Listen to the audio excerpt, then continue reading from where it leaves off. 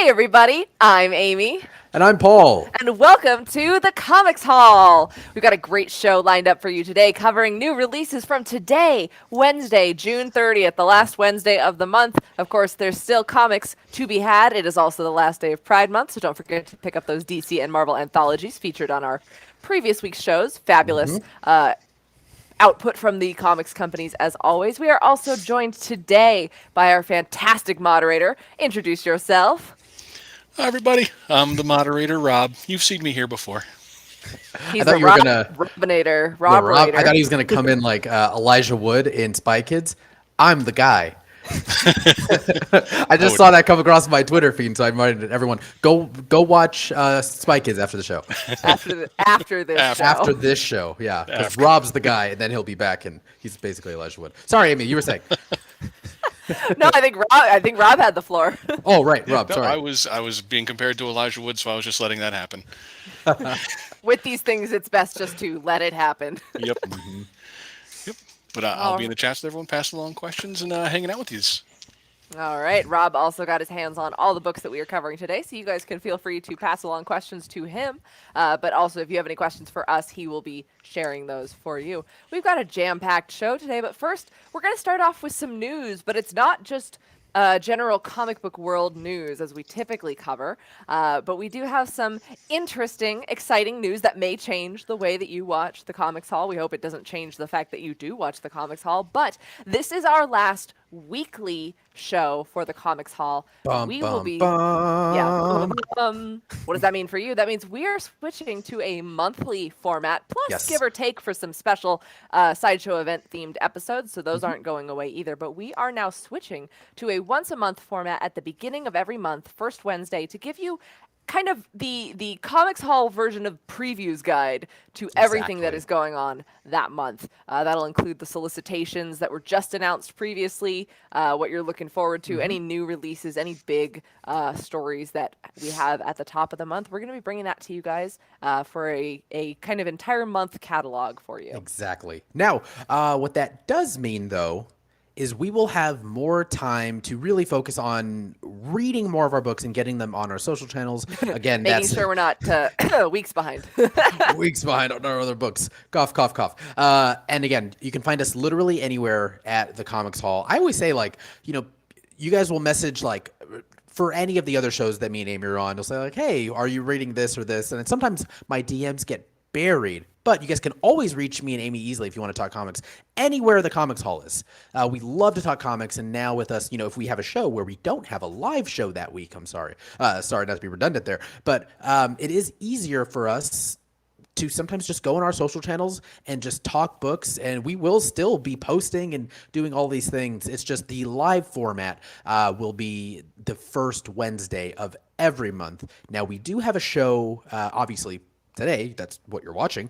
And also, we have a show. What day is it? The 21st, Amy? It is July 21st. That is a Wednesday, and that is the Wednesday of Sideshow Con. We'll be stopping by Sideshow Con for a special event-themed episode. We don't know what we'll be covering just yet, but it will be an exciting show for you guys in the middle of an exciting week full of new product reveals and fun stuff going on. But that'll also mean that our podcast uploads will be once a month. That'll be the first Thursday of every month to catch the audio format, if that's your preferred listening. And again, that'll be like a nice comic book ASMR preview for everything that you've got coming up in that month. We'll maybe we'll do some page flip ASMR. Not so much. Or just like the opening the bag, and then when you get the bag and boards that have like the tearaway sticky part, and then you put it over just right, and then you fold it down perfectly. Sorry. Oh, you're speaking my language. Yeah. Comic book ASMR. Here we come. Good stuff. We will also still have a blog for the month with any news items, any covers that we talk about during on the show. So those things will not change in their presentation, but they are changing in frequency. So again, first Wednesday of every month. So as Paul mentioned, we will also be doing the Sideshow Con show. We'll have the Wednesday, July 21st as a show, but we will begin our new monthly format in August, so you can catch us on Wednesday, August 4th, for the first monthly Comics Hall. I don't want to say it's like we're not rebooting, we're not retconning. It's just we're switching to a monthly maxi series format because you'll get 12 a year. Exactly. Yeah, it's a maxi series. So we also have an event that they are letting me and Amy sort of just take the reins on, and that is August 16th, and it's the Comics Hall, the Comics Hall takeover. So me and Amy are going to have 5 days to run amok, and really just have exactly. Sorry, I know the reference.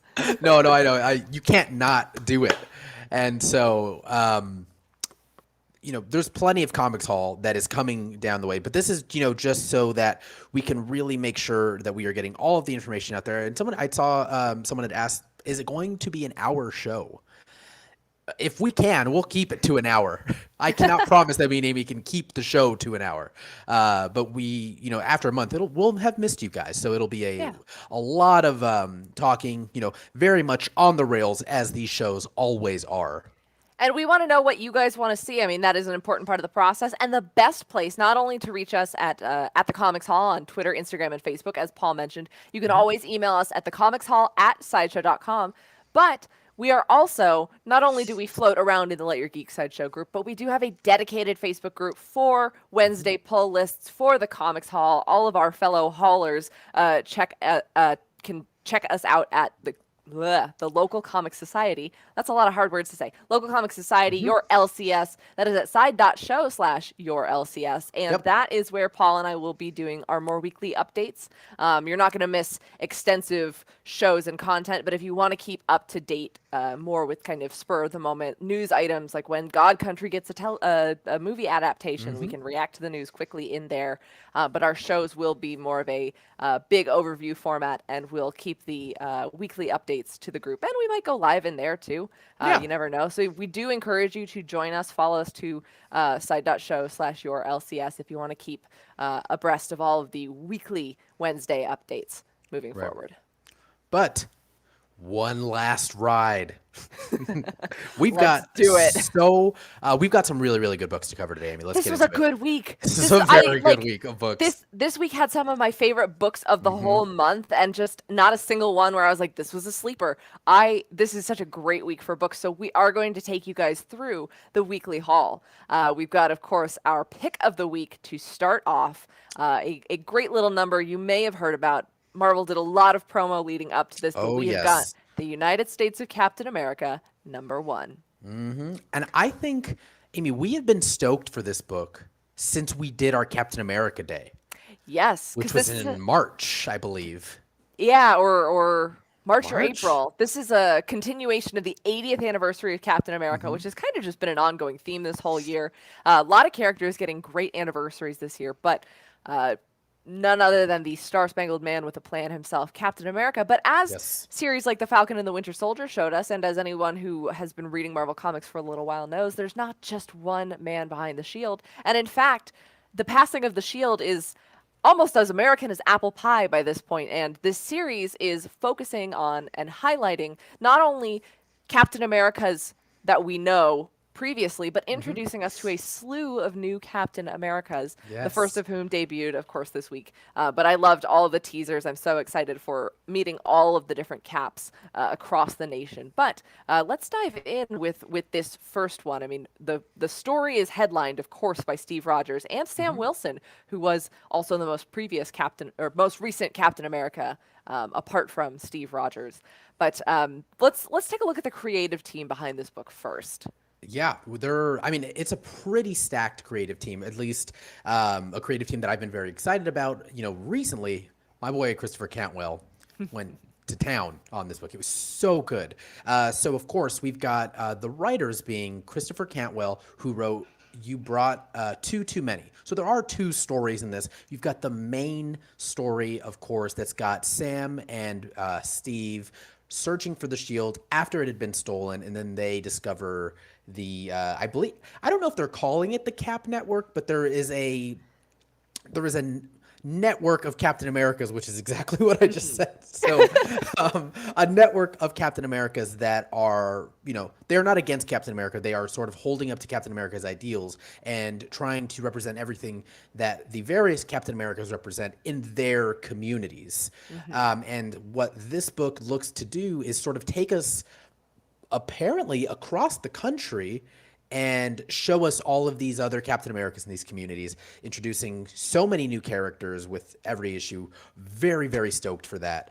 So you got And Christopher. purely for you speculator people, this every single one of these issues is technically going to be a first appearance of somebody new. So, Sure is. but that's not the real reason to read this book.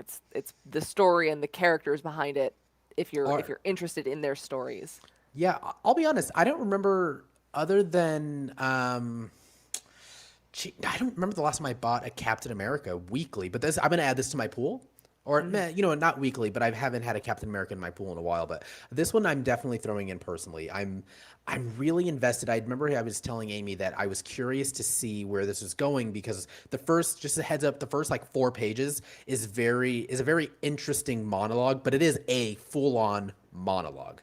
But then once you get past that, the story starts picking up. And of course, the main story, again, with Sam and Steve is You Brought Two Too Many. That's by Christopher Cantwell and art by Dale Eaglesham.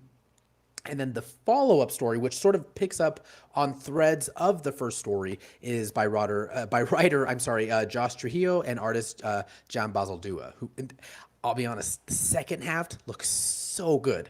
I think it was my favorite art of the entire book. I mean, it's a very pretty book all around, but yeah, the Aaron Fisher backup story, or I wouldn't even call it a backup story. It's just shedding more light and introducing the Captain America of the Railways, as he's called. Yeah. And we will be seeing a lot of different Captain Americas through this network of caps. We also had colors by Matt Mia and letters by Joe Caramagna.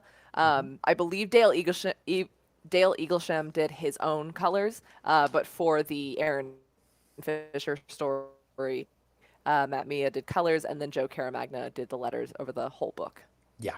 And this is a really fun one to pay attention to the lettering, where the captions that the characters speak have kind of stars and stripes going on in the background, depending on who they are and who's narrating at the time. I thought that was a really fun, creative thing to break up the visual of what could otherwise just be a bunch of yellow caption bubbles.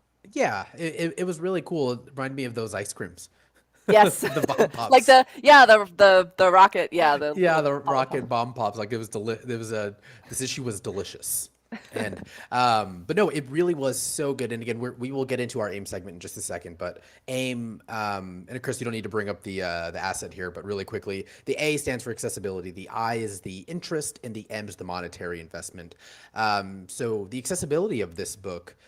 Maybe Amy, I'll take the first half of this as far as like how easy is this book to find.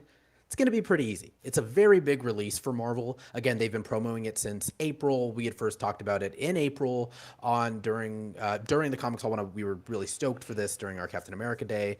So you should be able to find it. And I think like one other variant I only saw. I'm sure there's more like store exclusives. I think there's a couple, because there's definitely an Aaron Fisher design sheet variant at the least. I know Rob picked that one up, and then there are I think there's a couple other covers. Oh, there's the Robless variant as well as the 1 in 25. Yeah, so there and are you got the good old Alex Ross on the main cover. Yes, which I believe is going to be a connecting cover. Because so we saw the whole thing in the original solicitation, and so it is a wraparound on the issue, but they might do connecting as well.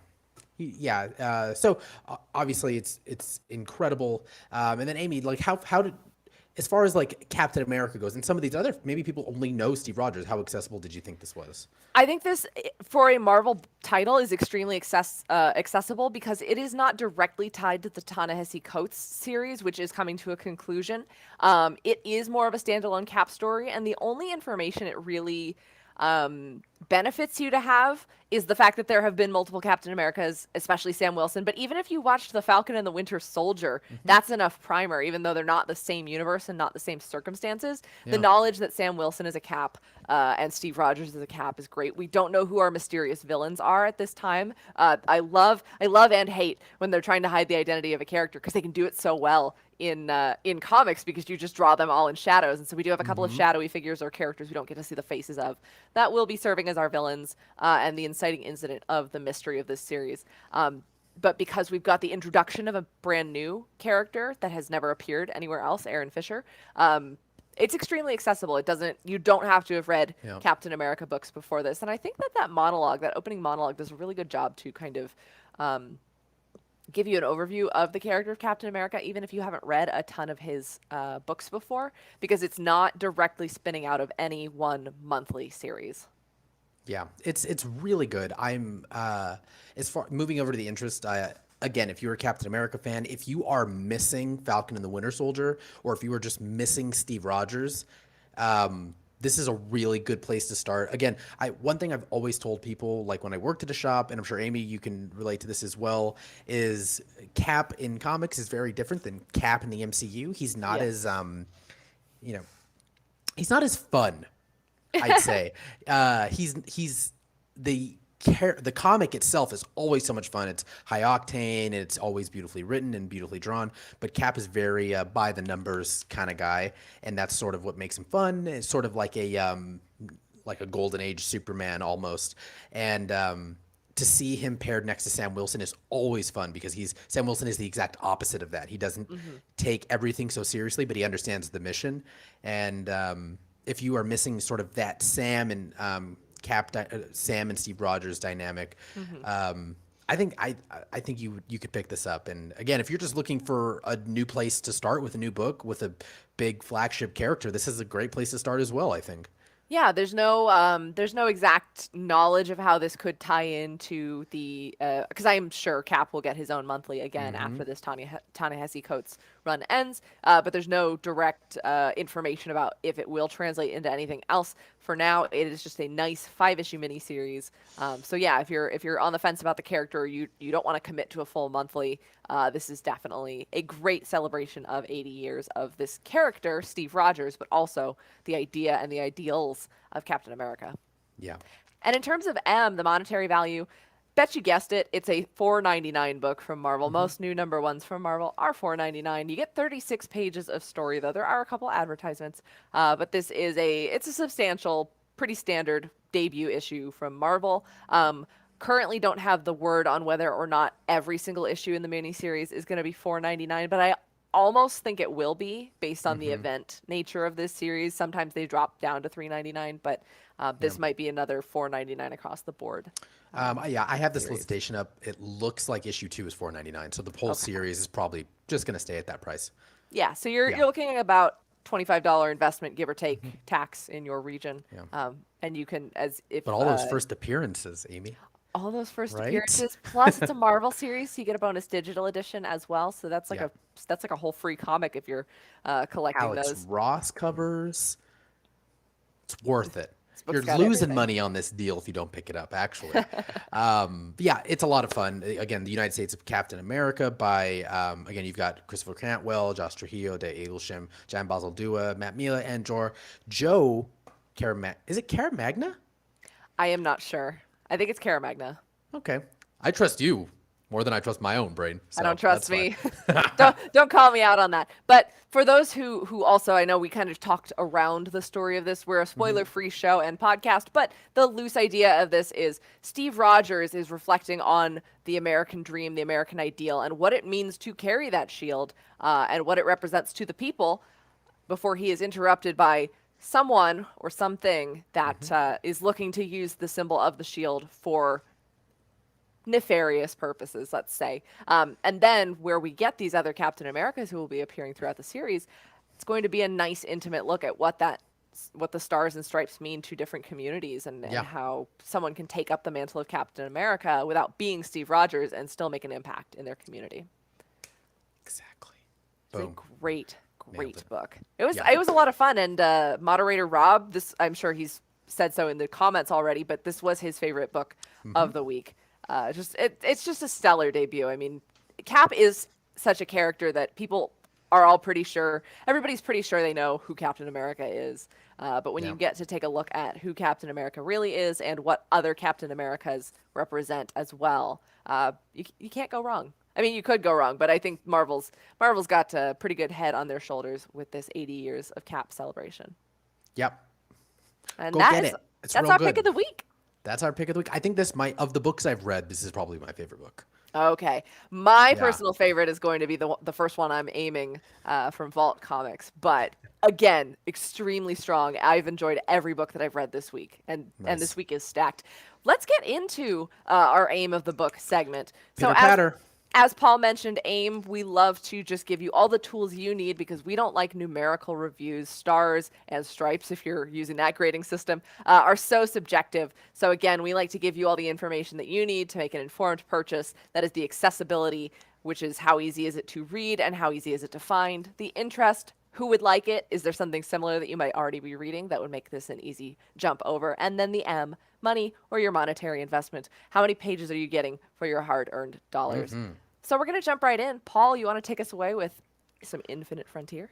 Yes, I am covering Infinite Frontier Secret Files #1, which is a one-shot. Now, it's an oversized one-shot that is a tie-in to the Infinite Frontier storyline and sort of new era of DC that is happening right now. Now, there are a lot of people on this book because this is like this is an 80-page book, so it's one of their oversized, spectacular issues, which DC is sort of going towards, which I'm not against. Is I it actually in that anthology format as well, or is it? it is the stories. It's interesting. So the stories all take place. Actually, I'll just get right into it. So the stories all do. take place now that that DC is now in its omniverse, and after the events of Dark Knight's Death Metal, there are multiple Earths, and you have Justice Incarnate, who essentially is the Justice League of the Omniverse, essentially. And they protect Earth Prime, which is our Earth, which is just the center of the entire Omniverse. Now, there is another Earth that is sort of book ending the whole thing, which is where am I going? Oh, which is way over here, and it's almost like the dark mirrored image of our Earth, and it's called Earth Omega, also known as the Elseworld. So they made it.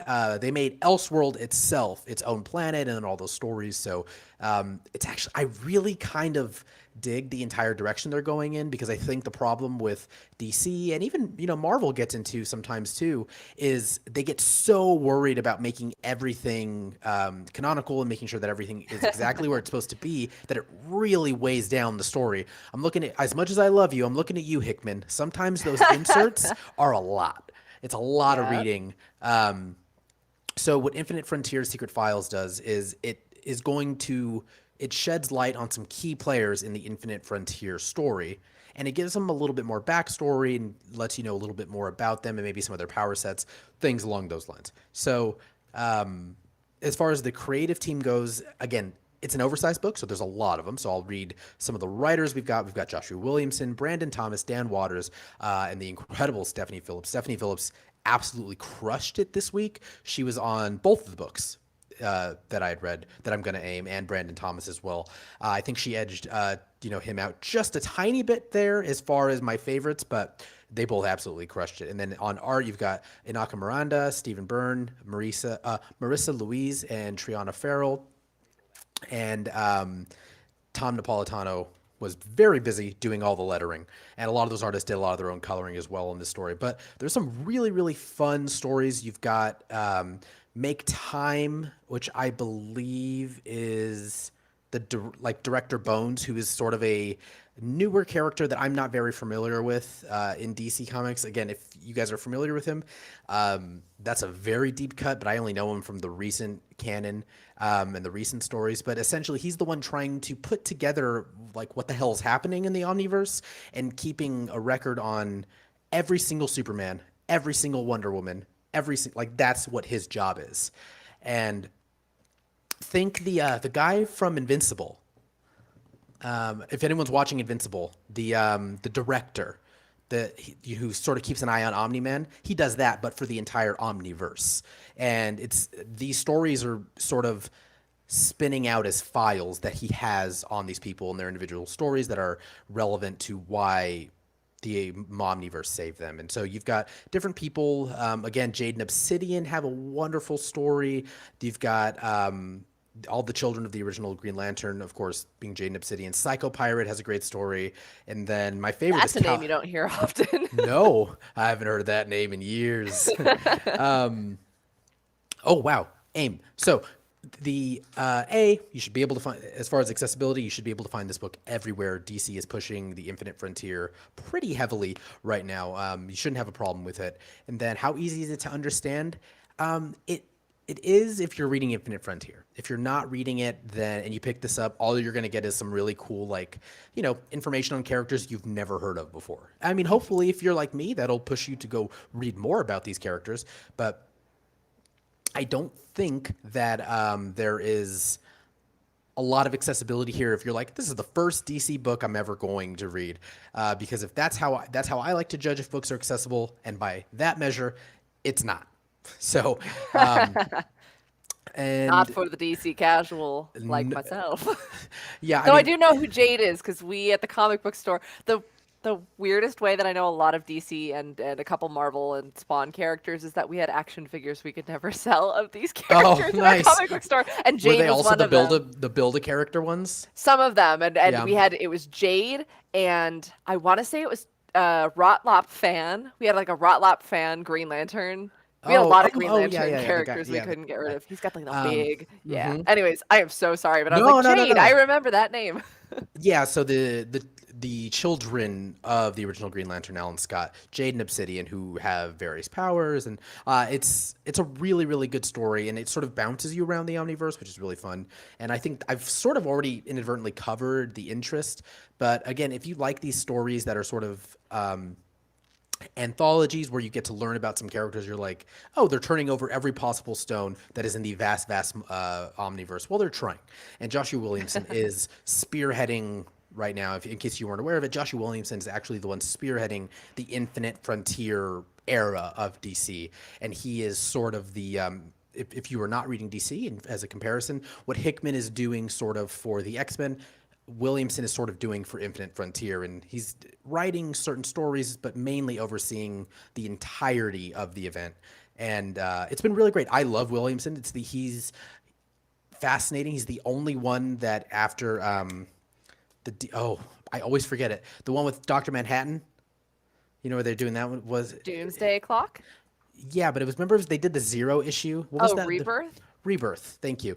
Okay. Williamson is the only one that wrote every single issue of his Rebirth. He's the only Oh, artist wow. for 2 years that stayed on. The only writer, I'm sorry, that stayed on. I think he wrote all 100 issues. Wow. So the Flash is the only one that had 100 issues without getting like an Action Comics reboot and everything. Mm-hmm. Flash 100 straight issues from Rebirth. It's pretty impressive, and so he was entrusted with it. It's fantastic. So you So say he's doing the Hickman work. Do we get to see a bunch of emails from Darkseid and? no, it's just Taco Bell receipts. It's like, how Oh. many fish fillets did Darkseid eat? Does Taco Bell do fish fillets now? In the Omniverse, they do. Oh, well, okay. Yeah. And so it's yeah, wow. That's all. Sometimes be your own self. I threw my You're own gonna be self off surprised track. how I bring that back to Buffy, because that's gonna come back to Buffy at the end of this segment. Well, now I'm very excited. But so, lastly, moving on to the monetary investment, it is an expensive book. And Rob, I apologize. I was like, I'm going to cover this book, and so Rob likes to pick up all the books we do. I didn't realize when I did it that both of the books that I'm picking up are both $9.99. And I had a $7.99 this week, so sorry, Rob. Someone should learn to read the show notes. Yeah, so Not it is me. not. It's not Amy. It's not me, so it's not Darkseid. Well, again, $9.99 for 80 pages, which is actually pretty good for their 80-page anthology oversized issues. So yeah, it's a lot of fun if you are reading Infinite Frontier at all. If you're not, I'd probably skip this one and pick up the last book that Amy is aiming, because Amy wins as far as best book of the week, and I cannot wait for you to get to it. So with that, Infinite Frontier Secret Files #1. It's a one shot. Go pick it up if you're really interested in a lot of the different characters in the Omniverse. It's fun. All right, thank you, Paul. Well, I'm gonna go up to my first aim of the week. I've had a weird journey with this book because thanks to our friends at Vault Comics, I did get to read this book the day it was announced. And you know how that comics are announced like way in advance. This sucker was announced in March, and I read the first issue. but I was so excited to read the first issue all over again. I got to check out Barbaric, #1 from Vault Comics. Welcome to your favorite release of the month. It may be the last Wednesday of the month, but Vault has come out swinging, not only with Barbaric, but today's also the end of the autumnal. We've got more Witchblood and Money Shot, but this is going to be your new sword and sorcery obsession. This was written by Michael Morrissey with art by Nathan Gooden, colors by Addison Duke, and letters by Jim Campbell. Just a fantastic Vault Comics team that is firing on all cylinders. Now, in terms of accessibility, this is a true #1. However, I will say it is not accessible to younger audiences because it is an extremely mature comic, not only in the gore, some real uncomfortable scenes of gore, which are all in good fun and humor, but you'll see what I mean when you read the story. But there's a lot of profanity going on in here. So again, it's not for the faint of heart, and it's not for the sensitive to swears. But it's amazing. And again, true #1 means that it gives you all the information that you need going in blind. You don't have to have read anything else. This is the first time we've ever met the barbarian Owen, who laments the fact that nothing really terrible and scary rhymes with Owen, and so no one really composes good songs in his name. But the story utilizes flashbacks, there's great characters, and it's just so funny. So again, true #1, you don't need anything else going into this. The first printing is sold out at the distributor level. I mean, it was such a hot ticket item, but that means stores across the United States bought up all the issues. Your store likely still has some. There were a bunch of variant covers this week. There was not only an A and a B cover, but there were some incentive variants, 1 in 25, 1 in 50. There's also a polybagged variant, which I did not check out, but if it's polybagged, you know that there's probably something really gross and great under that cover. So if you're bold enough, you can check that out. Your store could very well still have copies this week, but if you can't wait, you can either get it on Comixology, or if you can wait and they are sold out, there is a second printing incoming. There's also the Vault's doing some really great like homage style covers to classic Marvel and DC, and this sucker gets a really great Conan the Barbarian #1 from Marvel style variant. Now, what the heck is this book about? I'll give you a little bit of it without giving away too much. Again, we've met Owen. He is the barbarian. He is cursed to do only good. So when you're a bloodthirsty, raging barbarian, you kind of get a little nerfed if you're told you can only do good. He's specifically cursed to, whenever there is a cry for help, whenever somebody needs something of him, if they say those magic words, like, I need help, he's got to do it. But his moral compass is the cursed, bloodthirsty Axe named Axe, who is, I guarantee, your favorite new comic book character. I love him. I want Jack Black to voice him in a live action adaptation. And Kyle Gass is Owen.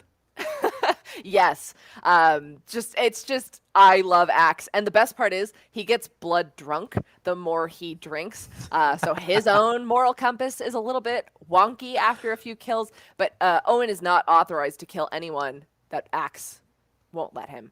So it's a buddy cop duo in the worst of ways. If you've ever played Dungeons and Dragons and your dungeon master gave you the cursed axe that like the berserker axe that you like really, really love and it makes you want to kill your friends, this is kind of like the slightly better, nicer version of that, but Axe does what he wants. And then the best part of all of that is that nobody else can hear Axe talk. Oh, no. Owen looks pretty crazy. It is an amazing story.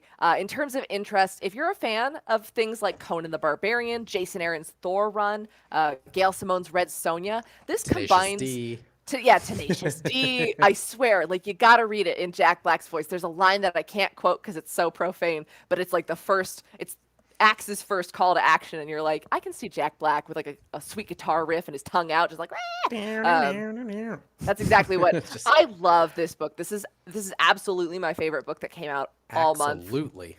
Thank you, Paul. That's why I'm here. Yeah, if you love sword and sorcery, the general mayhem of Dungeons and Dragons, I wanted this segment to just be me sitting here waiting for you to go get this book. But that would have been a very quiet 5 minutes. So hopefully you'll go check that out after this show and then go back to watch. What did we tell them they have to watch after this show? Spy Kids. Spy Kids, right. So you pick up Please. this book and then you go watch Spy Kids. It's also got a little bit more modern humor, so it's got a really nice blend of the classic sword and sorcery with some modern jokes about society. Really great visual timing, which is sometimes difficult to execute in comic book pages, especially when sometimes your eye looks at the entire page before you start reading. They managed to pull off some great visual pacing jokes that are really just sold by the slight changes in expression. Nathan Gooden absolutely kills it on this art style. I love Owen's hair, which is a weird thing to say. But from top to bottom, this book is just a colorful, blood-soaked, fun romp. And I also have had the privilege to preview the second issue, and I can guarantee you it keeps that up. Whatever euphoric feelings of crazy blood drunk you feel after reading Barbaric #1, issue #2 keeps it going. Now, in terms of the M, this is a $3.99 book, a nice pricey, or not too pricey debut from Vault, a nicely priced. That's what I think I was trying to say. 32 pages, not advertisement heavy. You do get a little bit of, the standard Vault Comics info at the back, but it is just a perfect introduction package. So if you're looking for something a little violent, a little heartfelt, but a lot funny, definitely check out Barbaric #1 from Vault Comics this week. I just love this one Like so if much. Dave the Barbarian was written by Dan Harmon. Yeah, a little bit. With and I know my point of reference is always Jason Aaron, but it's got the right mix of the real gruff guy, but he might not always know what's best to do in every situation. Sometimes he would just rather kill everybody in his path. But in the end, Owen does want to do good. Maybe that's just because of his curse, but Maybe. it's so much fun. Such a fun book. This was my favorite release of the week and definitely top 3 books of the month. Nice. Yeah. Yeah, this once I do get to read this later today, it'll probably be my favorite book. Yeah, it's I know Rob said it was up there with Cap, United States of Cap, but for me, Barbaric. I'm a sucker for Vault. They're so good. They don't miss. They don't. All right, so moving on to my next aim. It's another $9.99 book. I know I'm jumping ahead here. Hey, big spender. Yeah, but this is a really fun book. This is the Green Arrow 80th anniversary 100-page super spectacular #1, which is it's a mouthful. It's also a wallet full and page full. It's a lot of books. So this is essentially celebrating the Emerald Archer's 80th anniversary, 80 years since we first got introduced to Oliver Queen as the Green Arrow, and he doesn't look a day over 30. No, he looks good. Look at him go. I wonder what his secret is. Actually, I don't want to know. Don't want to spoil any of it. So jumping right into the aim, the accessibility of this all, it's very accessible. It is, if you've never ever read a Green Arrow comic, you only know it maybe from the CW show, especially if you only know it from the CW show. There are some comics, because again, it's an anthology. You've got about 8 stories, 10 stories technically. 1 or 2 of them feel like they were pulled directly from an episode of Arrow, the show. So some of them even look like Stephen Amell, like some of the art even looks like Stephen Amell. So if you only know Arrow from the show, you're actually going to like quite a few of these. Now, again, it is a big page. It is a big book and a big release for DC because it's his 80th anniversary. So you should be able to find this everywhere with, I think this has like 11 different variants. Normally what they do is they do like the 50s, because he was introduced in the 50s. They do like a 50s, 60s, 70s, 80s, 90s, 2000s and 2010s variant. And so there's one for all of those, and then you have just the standard cover A.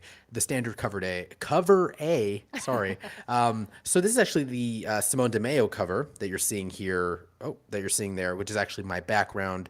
Quite a few folks. Jen Bartel did an incredible variant as well, as she always, as she's known to do.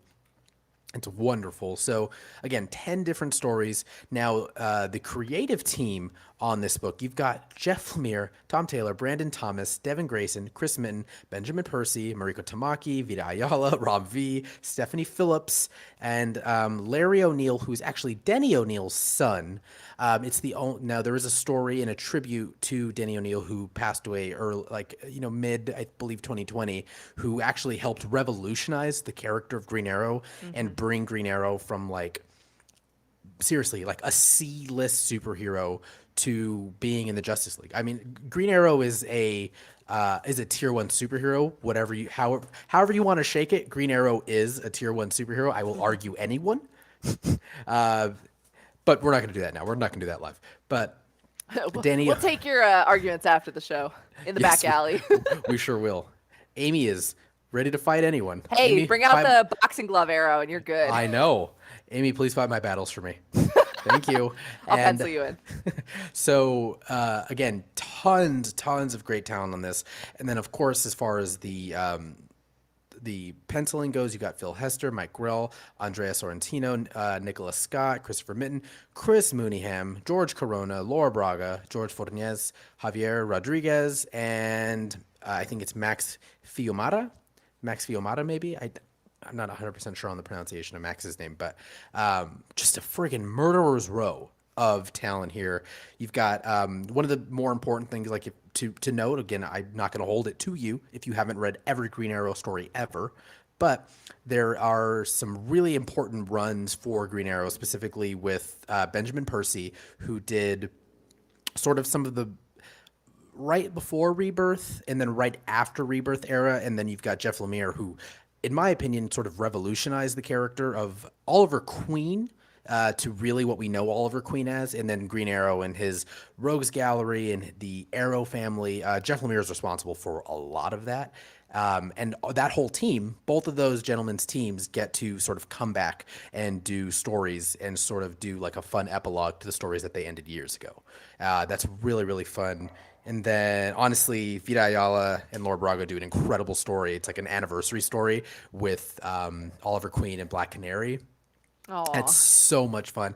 Deathstroke's in this, Green Arrow's in this, Wildcat's in this story. I would hope Green Arrow's in it. Oh, sorry, Green Lantern.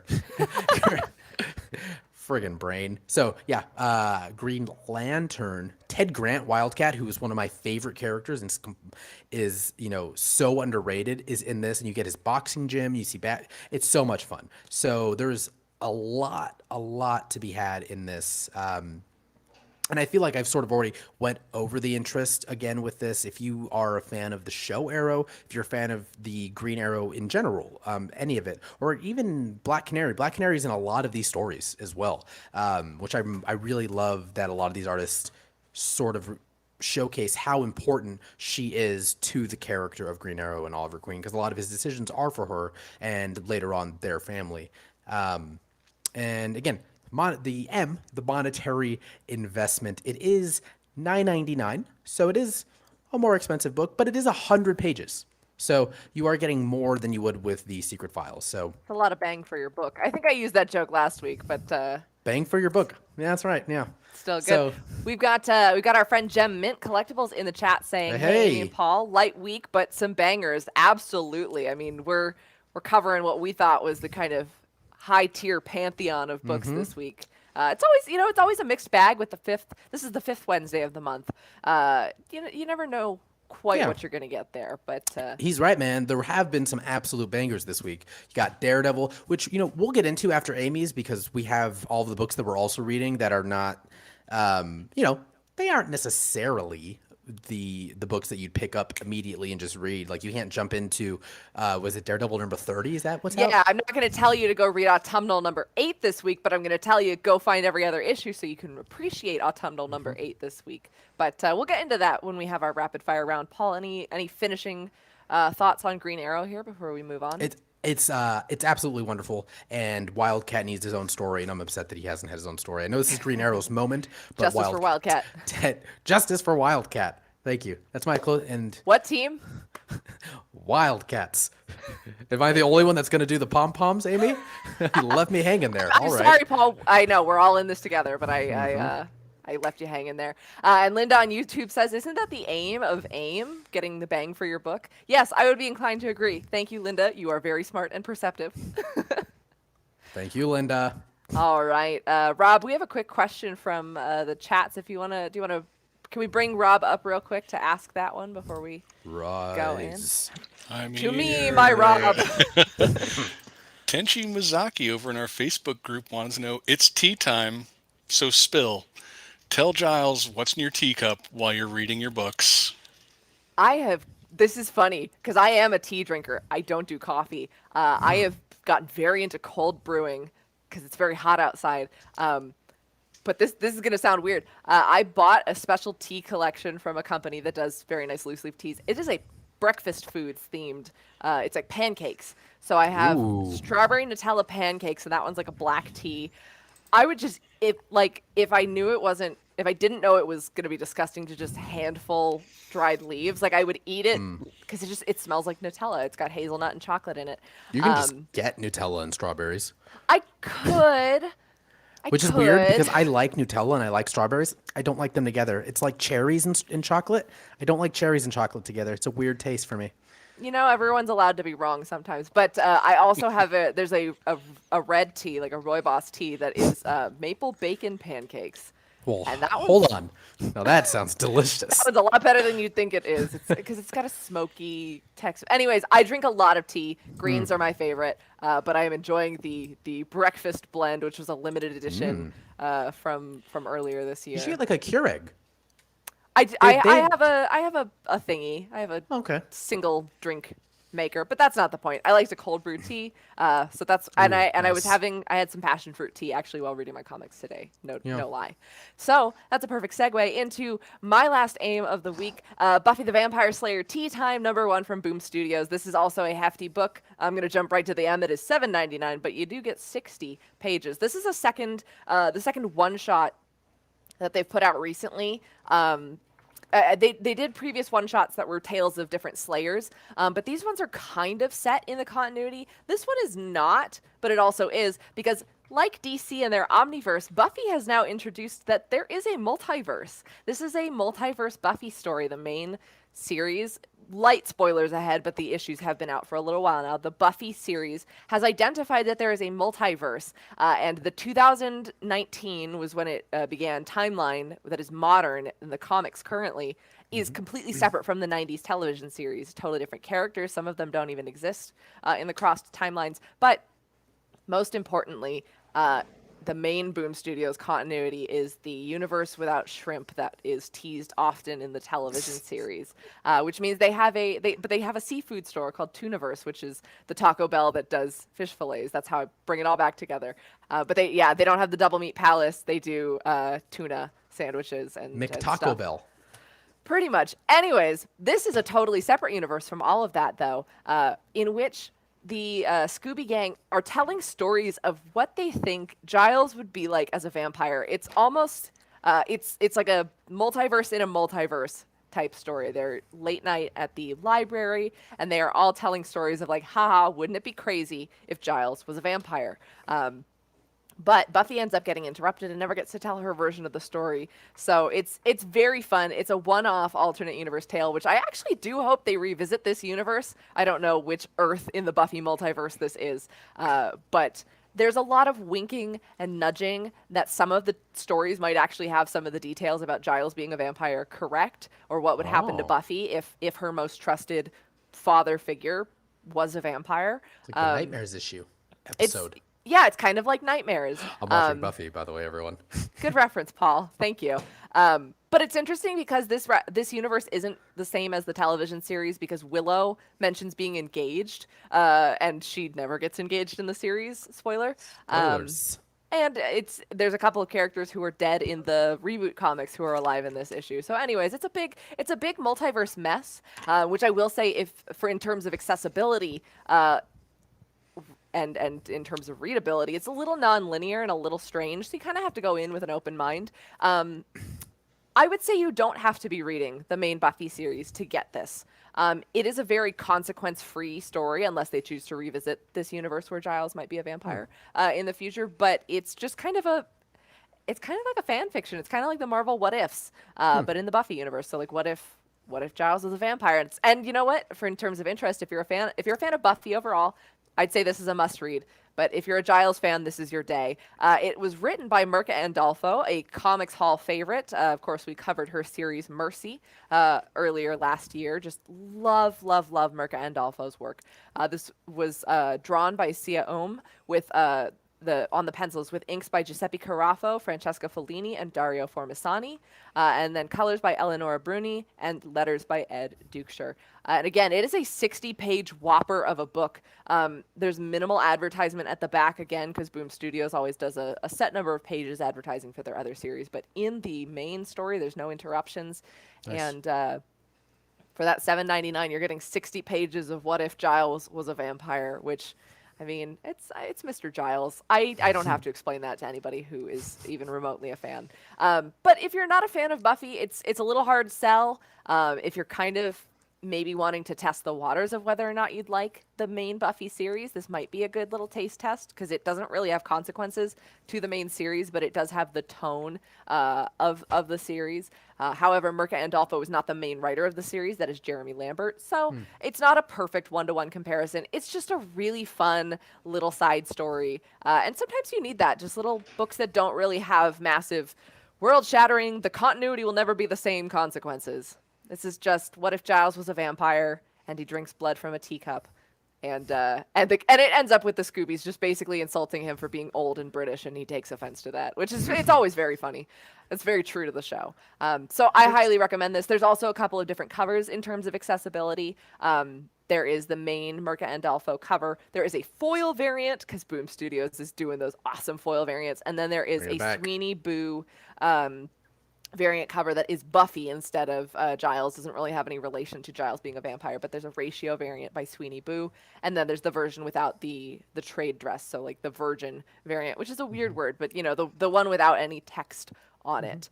Yeah, so I know I kind of went MIA instead of AIM, but again, accessibility, it's probably your store's also probably not going to have a ton of these. It is a specialty issue from a specialty series, so if you're not already pulling Buffy, they might not have a ton of extras, but it's worth a check anyways. Otherwise, it is on Comixology.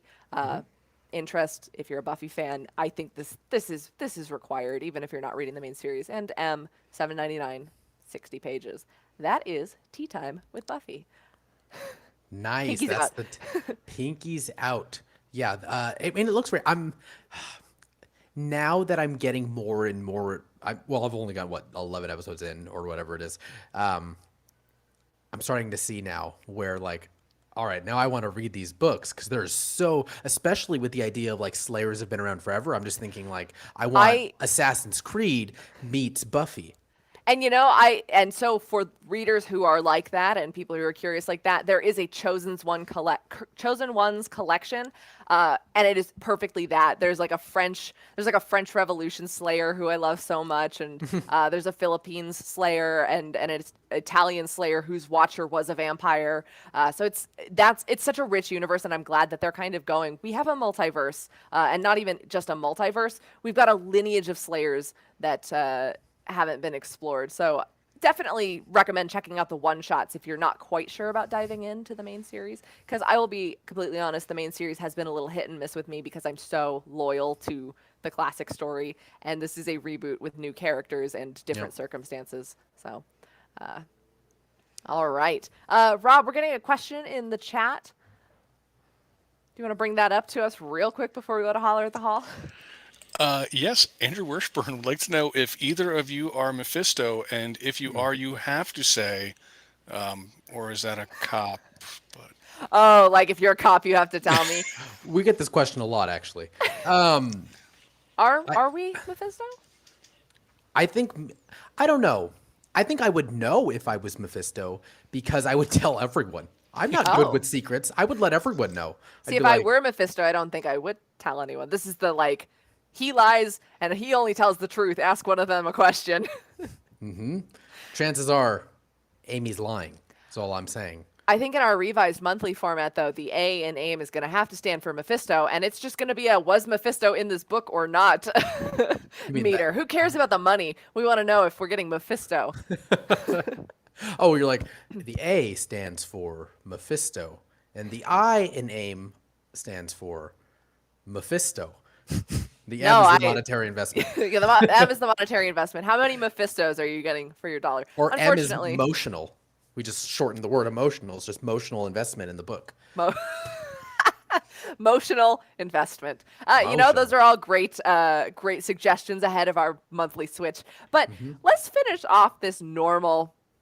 Normal's not the word for it, but let's finish off this weekly version of the Comics Hall with the segment where you talk back to us, not just in the chats, but at our Holler at the Hall segment, where we ask you guys a very important, possibly universe-ending question that will definitely end up on file in the Infinite Frontier secret files.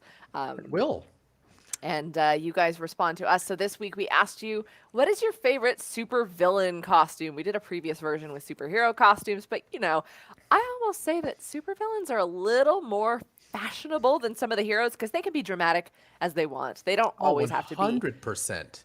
don't have to Yeah. be looking about their public image because they know they're bad. But like Yeah, bad and in the a good way villains and bad in a wear bad way. more black, which is very slimming and it looks good. Goes with everything. Yeah, So- it's something you'd get at like a really, really good sale at Nordstrom Rack. So, on that note, let's introduce some of your guys' responses for the best supervillain costumes. So up front, we've got Nafis Will, who is actually one of our incredible moderators, but a huge, huge nerd, says, Mr. Sinister commands a room. Boy, howdy. Absolutely. I love that cape. That is the most impractical cape I've ever seen. But I love it. Flawless, no notes. Could you imagine, Amy, if I had invited you, like, to a kickback? And I'm like, oh, some of my friends are going to be there, just dressed casual. And Mr. Sinister shows up, Oh my looking like God. drapes. Doth Mother know? Doth Mother know? Yeah, awesome. I don't know that much about Mr. Sinister. Again, I'm not a huge X-Men fan, but I also love just the diamond or the stone that he has there between his eyes. I don't know if No that's wonder he clones himself so often because he'd like to get a better look at himself. respect. All right, up next we've got Philemon Meza Jr. says Two-Face would be my top choice of villains with style. He dresses and embraces the style for both personalities. And you provided this fantastic image. I feel like this is like a Mondo poster, but you do Yeah. really get a great view of both sides, color coordinated, all of that. The hairstyle could use a little bit of a little unkempt there on one side, but yeah, Harvey Dent, Two-Face. He's got to dress twice as hard as everybody else, and he always understands the assignment. Again, a fan of Nordstrom Rack. Look at those suits. I just got a geocache thing on my phone for Nordstrom Rack, so that's like I on was the going to say, forefront this of my episode is brain. not sponsored by Fish Fillet, by Spy Kids, or by Nordstrom Rack, but if you're watching, we're open to talking. Let us know.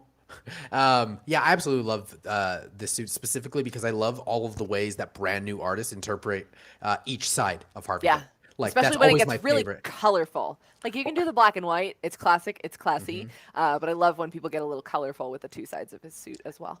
Yeah, because I like this one. It's very like I don't want to say exactly Bruce Timm, but it's sort of that Batman the Animated Series sort of style. But then you get the other artists who are more like hyper realist, and it's like real gory. Yeah. I also like that version too. So moving along here, Ryan Who's next Bragg. on the runway? Next on the runway, everyone, welcome Ryan Bragg, who says, I've always been a fan of Carnage. Just looks so evil and screams that he is a villain. I believe Ryan is watching, probably on YouTube. I think he usually watches there. Cletus Cassidy, what are you wearing? I'm wearing Symbiote.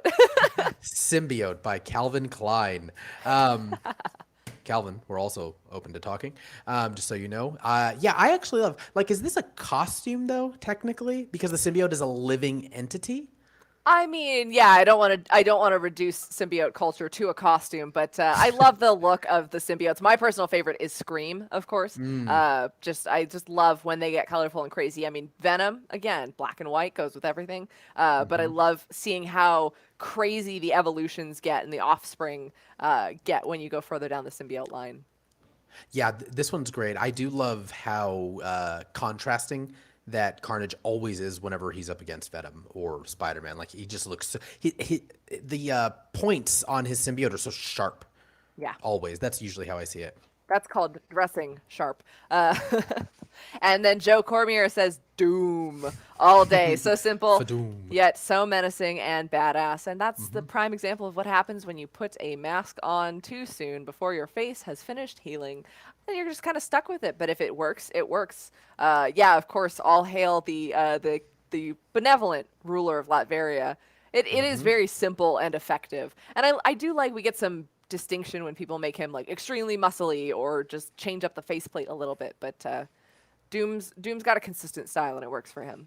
Yeah, he's obviously super iconic. I think so iconic that just anything that happens to look like his mask sparks outrage in the Loki community.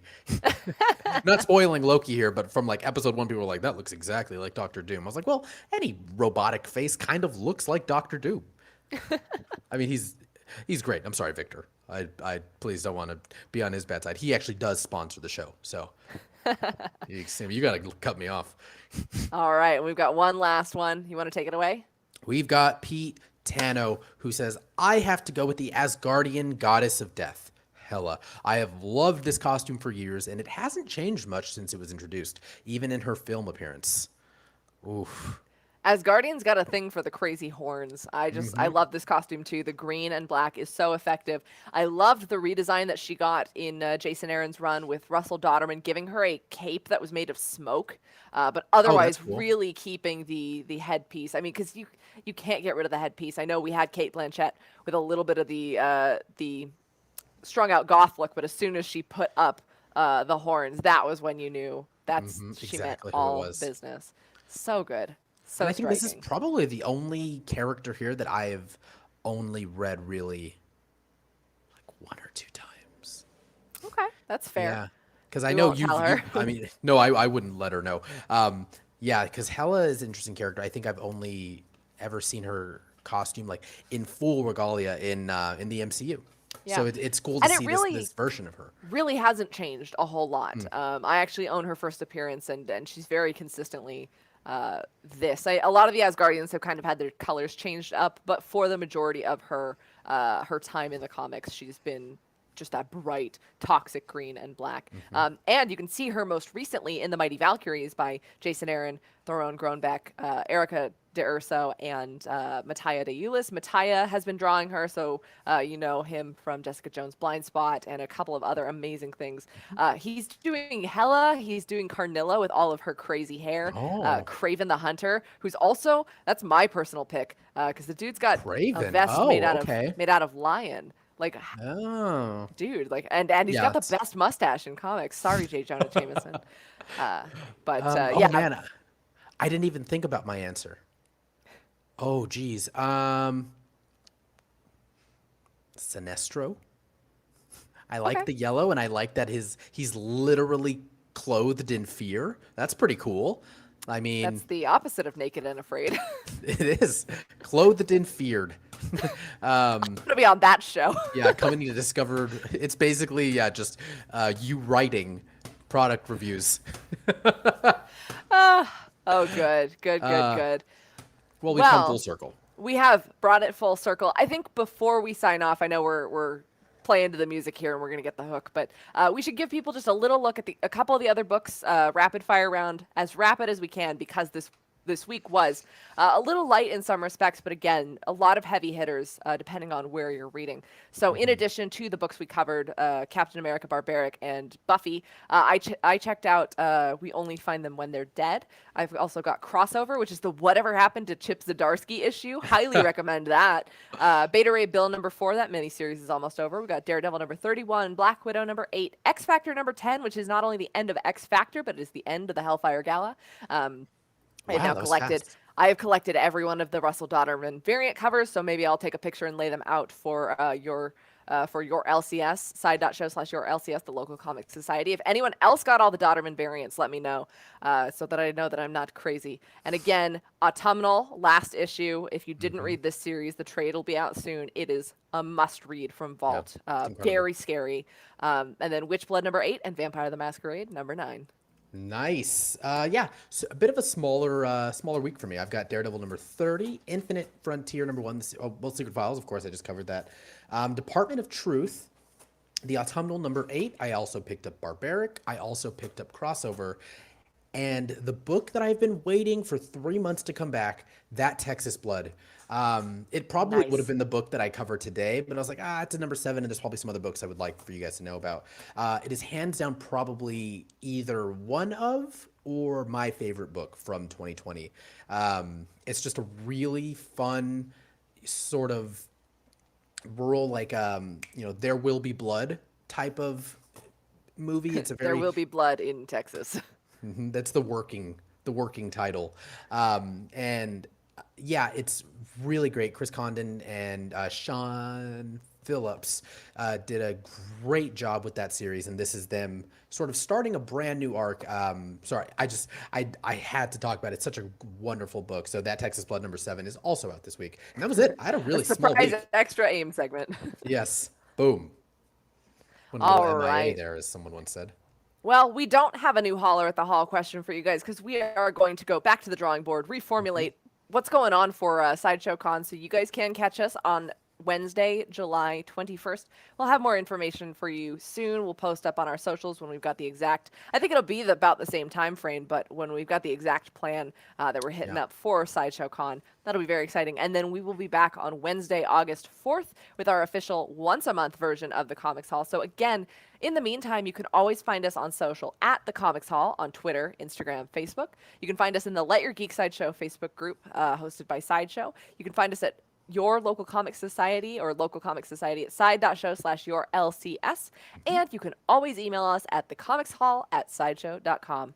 And we look forward to bringing you a continued bevy of comic book content through Sideshow's channels. Again, comic books can't stop. We're not stopping. We're just changing up the format so that we hopefully stop, have a won't little stop. bit more time to focus on the group and the kind of quick week-to-week updates while giving you an overview of the whole month so that you can have your perfect comic book attack plan each month. Maxi series.